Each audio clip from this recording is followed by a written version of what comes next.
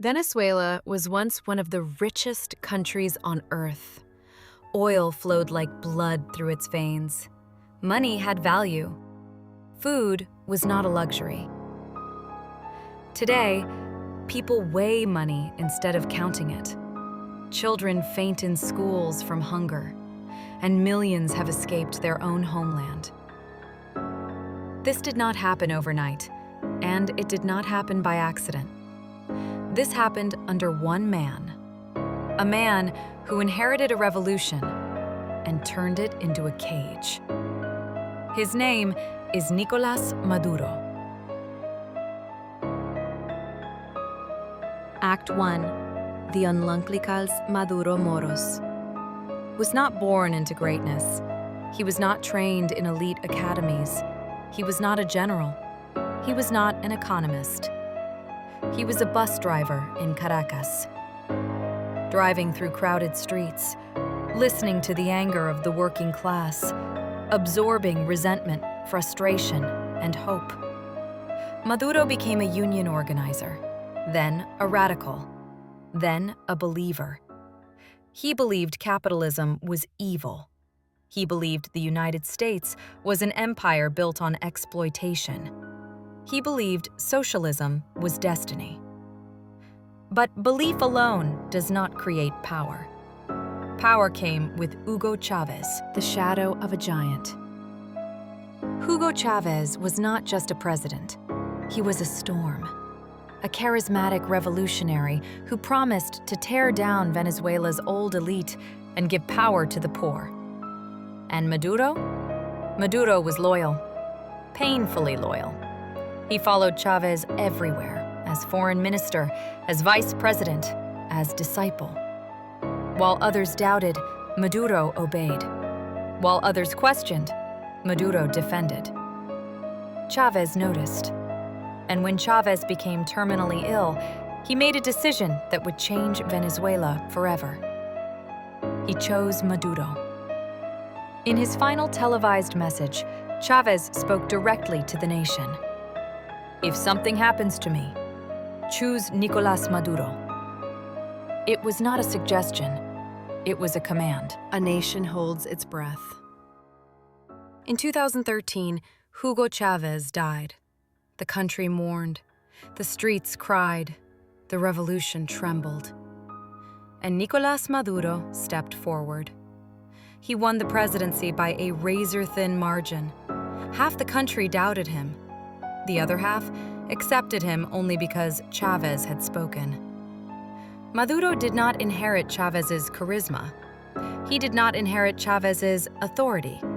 But he inherited something far more dangerous: control of the system, the military, the courts, the oil company, the media. And slowly, the cracks began to show. Economic freefall. Venezuela's economy depended on one thing: oil. When oil prices collapsed, everything collapsed with it. But instead of reform, the government doubled down. Price controls strangled businesses. Currency controls created black markets. Corruption spread like a disease. Then came hyperinflation. Money lost value faster than people could spend it. Savings vanished. Salaries became jokes. Pensions became insults. A month's pay couldn't buy a meal. A lifetime of work couldn't buy medicine. People stood in lines for hours, sometimes days, for food that never arrived. And through it all, Maduro spoke on television, smiling, calm, defiant. He did not blame policy. He did not blame corruption. He blamed enemies, the invisible war. According to Maduro, Venezuela was under attack, not with bombs, but with sanctions, with sabotage, with economic warfare. The United States, capitalism, the West. There was always an enemy. And when a nation is told it is under siege, people stop asking questions. But hunger does not listen to ideology. Hospitals ran out of electricity. Children died of preventable diseases. Doctors fled the country. by the millions. Families walked across borders with nothing but bags. Parents left children behind. Children grew up without parents. One of the largest migrations in human history, without a war. Yet Maduro remained. The streets ignite. Eventually, people snapped. Protests erupted across Venezuela. Students, workers, mothers. They demanded food. They demanded elections. They demanded change. The response was not dialogue.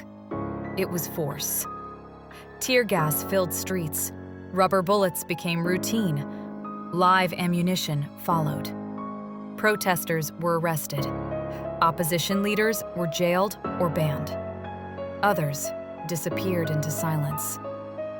Human rights groups raised alarms. Maduro denied everything. He said Venezuela was a democracy. He said the people were free. He said the revolution was alive. But elections without opposition are not democracy. They are theater. The world turns away. In 2018, Maduro claimed re-election. Much of the world rejected the result. They called it fraudulent, illegitimate, a power grab. Sanctions followed. Then something unprecedented happened. In 2019, opposition leader Juan Guaidó declared himself interim president, recognized by dozens of countries. For a moment, Maduro looked vulnerable.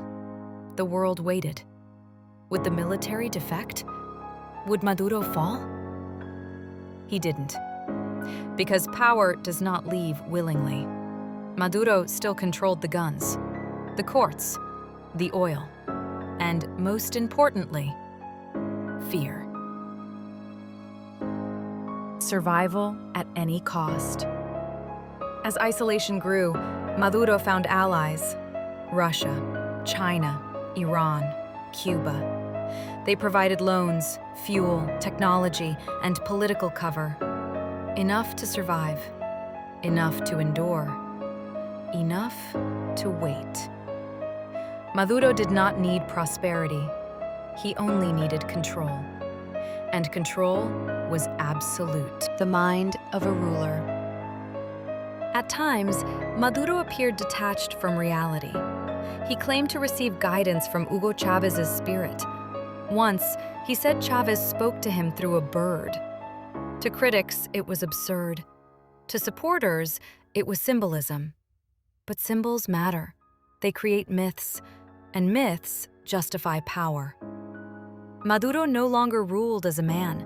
He ruled as an idea that said, if I fall, the revolution dies. What remains? Today, Venezuela is a shadow of what it was. The economy is shattered. The population is scattered. Trust is broken. Yet Nicolás Maduro still stands behind podiums, still speaks of victory, still speaks of resistance, still speaks of enemies. And perhaps that is the darkest truth of all. Not that he destroyed Venezuela, but that he outlasted its collapse. The question history will ask. So how will history remember Nicolás Maduro? As a defender of sovereignty, or as a man who refused to let go while a nation burned? As a revolutionary survivor, or as the architect of ruin? History is patient. It does not care about speeches. It does not care about slogans. It only counts outcomes. And the outcome is a country emptied of its people, its wealth, and its future. This was not caused by fate. It was caused by power that chose survival over responsibility. This is not just the story of Nicolás Maduro.